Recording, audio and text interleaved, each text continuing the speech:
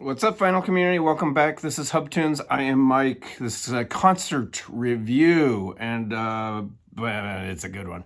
I went to see Los Lobos, one of my favorite bands. Definitely one of my favorite American bands. Still around. Haven't made a record for a while. I don't believe. I have their most recent one. All the original members still in the band. When they came out on stage, and I haven't seen them.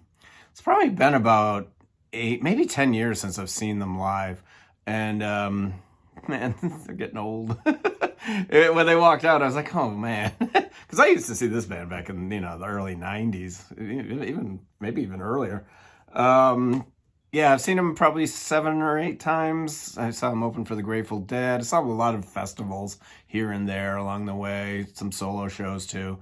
And they still play pretty large venues.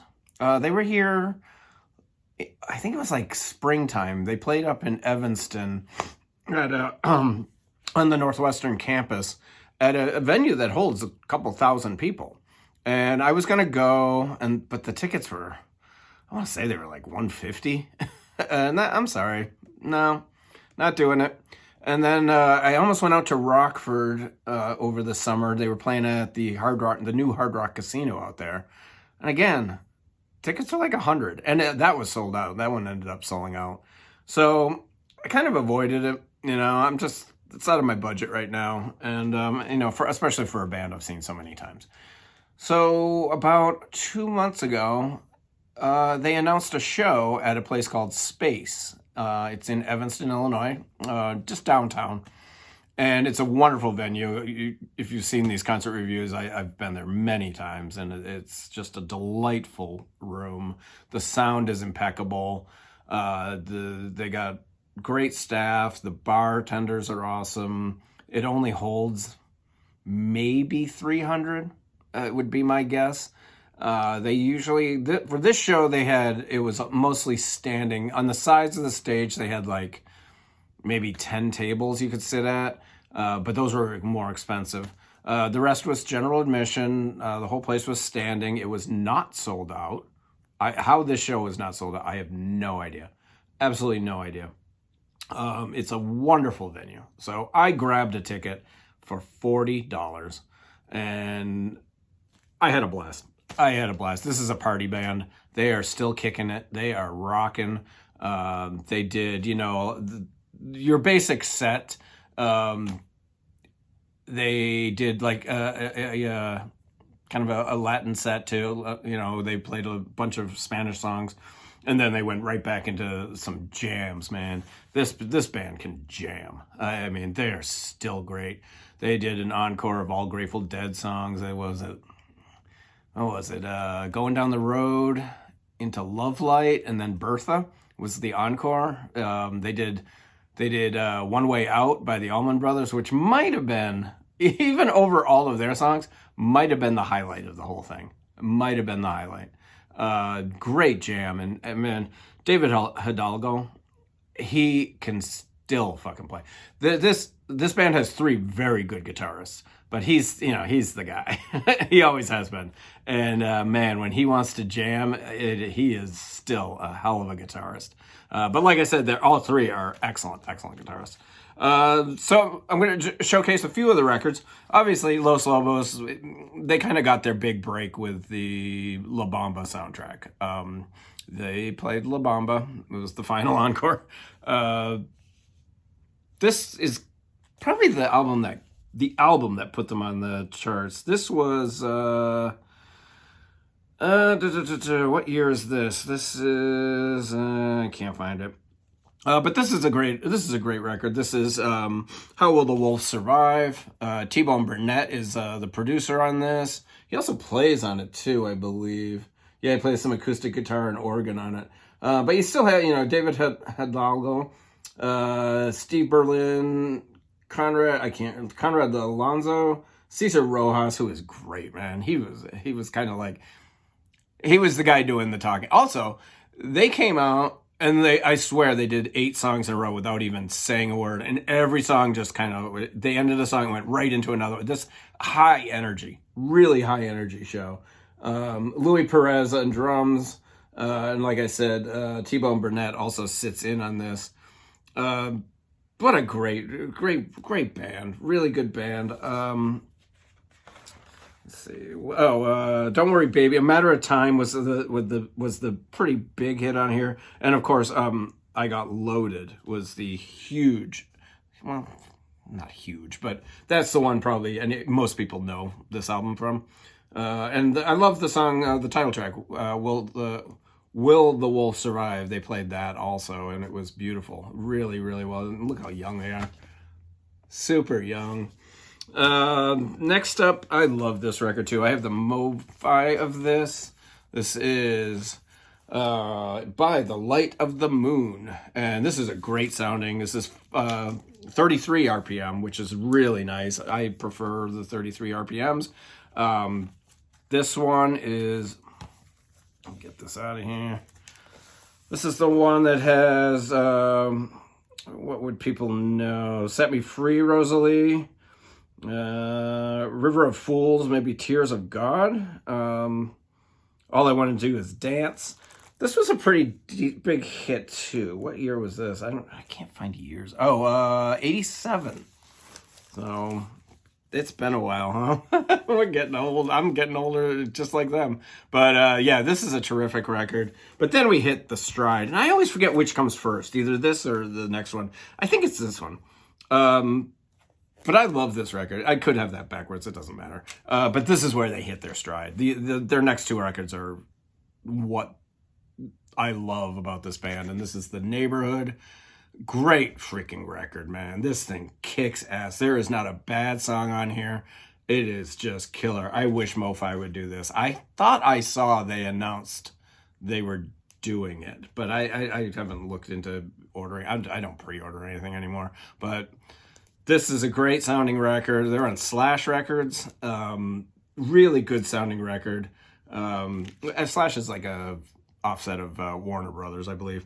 But great record. The Neighborhood. This, like I said, absolutely perfect. They opened with Down by the Riverbed, which opens this record. Emily is great. I Walk Alone. They did that.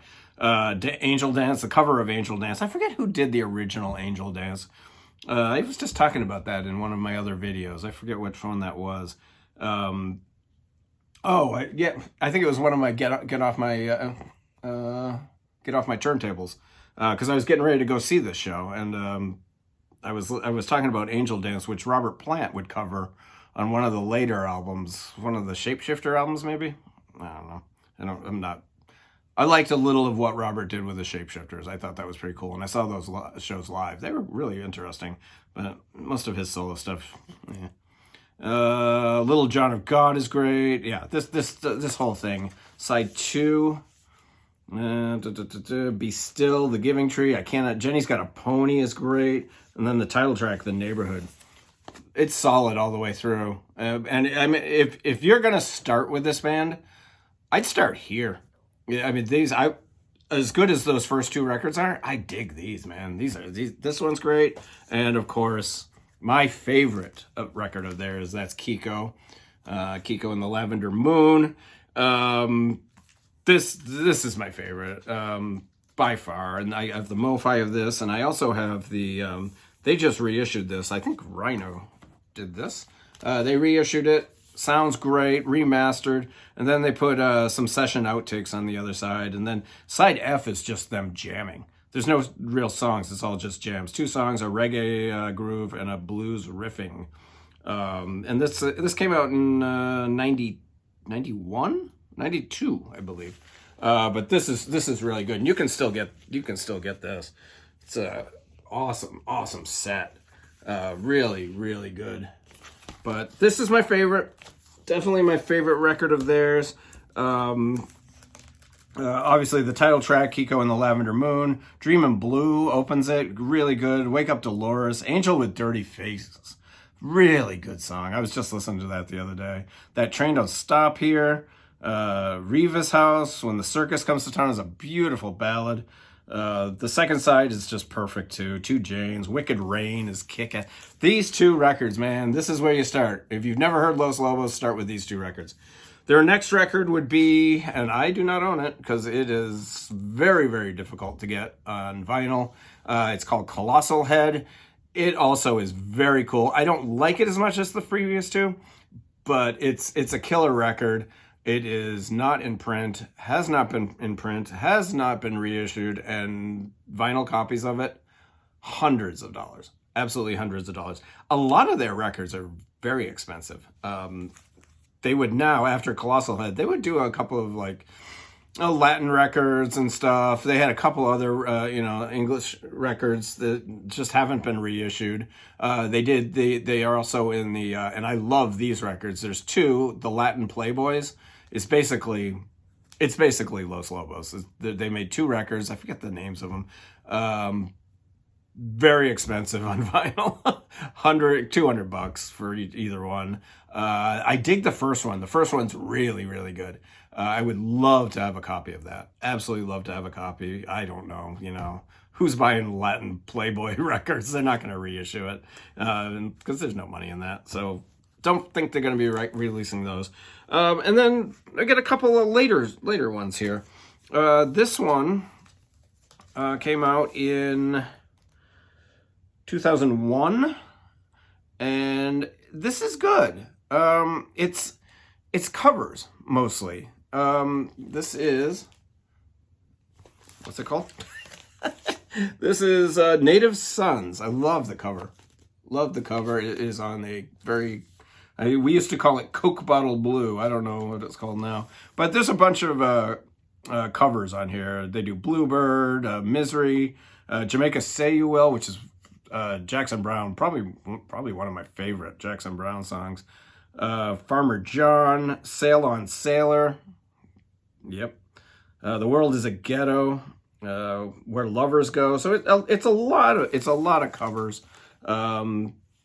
It's good. It's not Kiko. It's not Kiko or The Neighborhood. So yeah, that came out in 2021. And then this one, I need to give this more of a spin. This came out in, this was 2015. This is Gates of Gold. I need to give this more of a spin. I remember not caring for it as much when it first came out. Made You Break Your Heart, the opener, was the one that I remember, and Gates of Gold, which is on the side 2. Yeah, I'm gonna give this more time before I even talk about it. I just remember not caring for it when it came out, but I'm in a big Los Lobos funk right now, just trying to. I need to listen to some more because this show was kick-ass, you guys.